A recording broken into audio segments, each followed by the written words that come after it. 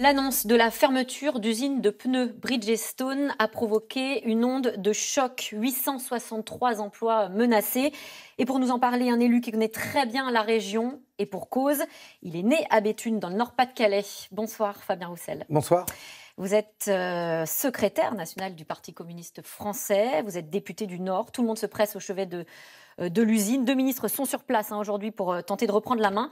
Est-ce que c'est pas trop tard, Fabien Roussel ? C'est jamais trop tard. Quand il y a une usine à défendre, des savoir-faire, des compétences, des machines qui nous sont utiles. Je suis en contact avec mes camarades qui sont actuellement sur place, avec les ministres et qui ont écouté la direction de Bridgestone Europe défendre, justifier la fermeture de ce site. La raison invoquée, c'est que l'usine, Bridgestone Europe serait en surcapacité de production de pneus. Ils produisent 5 millions de pneus en trop en Europe. Or, cela fait des années qu'avec mes camarades et les syndicats sur place, Katia Pourceau, la sénatrice, nous avons alerté sur le fait que Bridgestone Europe investit en Pologne. Ils ont augmenté la production de pneus en Pologne de 2 millions de pneus par an. Ils ont augmenté la production de leur usine en Hongrie.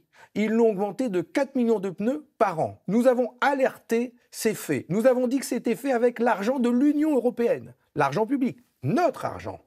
Et en cela, nous disions, attention, bientôt ils vont nous dire que l'usine de Béthune coûte trop cher et qu'il y a un problème de compétitivité. Patatras, c'est ce qui nous est annoncé aujourd'hui. C'est donc forcément un scandale industriel, mais c'est aussi un scandale environnemental, puisque les pneus qui étaient produits à Béthune vont venir maintenant de Pologne et de Hongrie par camion dans notre pays.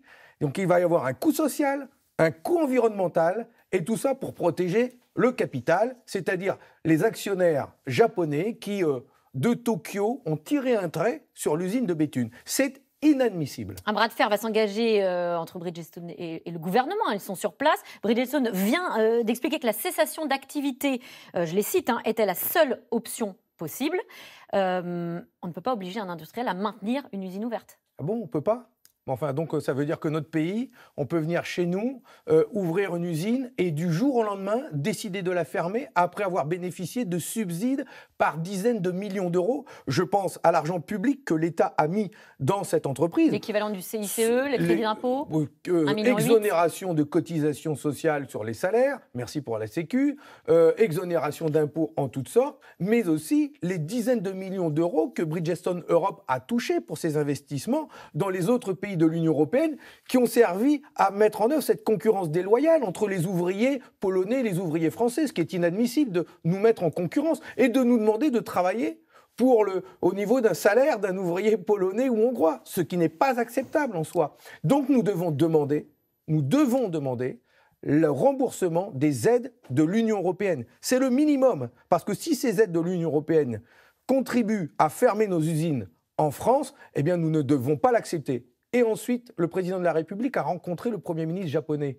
Shinzo Abe, l'année dernière, avec Bruno Le Maire. Ils ont parlé de Bridgestone. Je veux savoir ce qu'ils se sont dit, mais en tout cas, la France doit se faire respecter du gouvernement japonais, car ce qu'ils viennent de décider est tout à fait inamical envers notre pays. Vous parliez là des salariés, des ouvriers. Vous connaissez très bien la région. Dans quel état d'esprit sont-ils ? J'imagine que vous leur parlez. Écoutez, moi, d'abord, je suis élu à Saint-Amand-les-Eaux dans le Nord, mais c'est le bassin minier qui va jusque Béthune dans le Pas-de-Calais. J'ai grandi là avec mes parents qui allaient distribuer des tracts avec le Parti communiste au bord de cette usine. Parfois, j'allais avec eux les accompagner. Donc, je connais parfaitement cette usine qui s'appelait Firestone avant. Quand j'ai vu ces salariés apprendre cette nouvelle et qu'ils m'expliquent qu'ils y travaillent depuis 30 ans, que leur père y travaillait avant, que leur frère y travaille aujourd'hui, que grâce à Bridgestone, ils ont pu acheter leur maison, faire le crédit pour la voiture et pour la maison. Bridgestone, c'est leur vie. Aujourd'hui, on leur enlève la vie. C'est ça qui se passe. Il faut mesurer les conséquences qu'il peut y avoir pour une famille, pour leurs enfants, pour leur vie. C'est tout qui s'écroule du jour au lendemain, sans aucune raison. Ils n'en sont en rien responsables. C'est près de 5000 personnes, sous-traitants compris, c'est les 860 de Béthune, plus les activités qui étaient sous-traitées. Non, je ne parle même pas des sous-traitants. Le ménage dans l'usine, des choses comme ça. Avant, c'était des postes internes. Donc, il y a 1100 emplois dans l'usine, directement. Et ensuite, il y en a 3000 sous-traitants à côté. Donc, c'est une balafre que notre Donc pays... le climat est explosif, ils sont prêts à tout aujourd'hui. C'est pas que le climat est explosif, c'est surtout que c'est insupportable pour un bassin d'emploi qui mettra des années à se redresser. Bridgestone propose de chercher un repreneur. Est-ce que c'est un scénario crédible? Mais écoutez, il y a à peu près 15 ans, on a vécu la fermeture de Métal Europe. En 2003, dans le bassin minier, exactement à quelques kilomètres de là, il y avait 900 emplois. On nous a parlé de réindustrialisation. Aujourd'hui, il y a eu 300 emplois créés. Donc, ce n'est pas vrai. Moi, je salue les entreprises qui viennent investir dans le bassin minier. Nous créons toutes les conditions pour cela. Le gouvernement parle de recyclage de pneus, modernisation du site. Oui, mais cela doit venir en plus de l'industrie existante. Sinon, nous aurons toujours un taux de chômage qui tourne autour de 15%. On ne s'en sortira jamais. Nous avons eu les mines et nous avons eu l'industrie automobile après. Mais si aujourd'hui l'industrie automobile s'en va... Enfin, on va toujours rester avec un taux de chômage trop élevé. Alors la politique de réindustrialisation, de relocalisation que nous propose le gouvernement, c'est un mirage? D'abord, la politique de relocalisation, elle doit s'appliquer sur les usines existantes.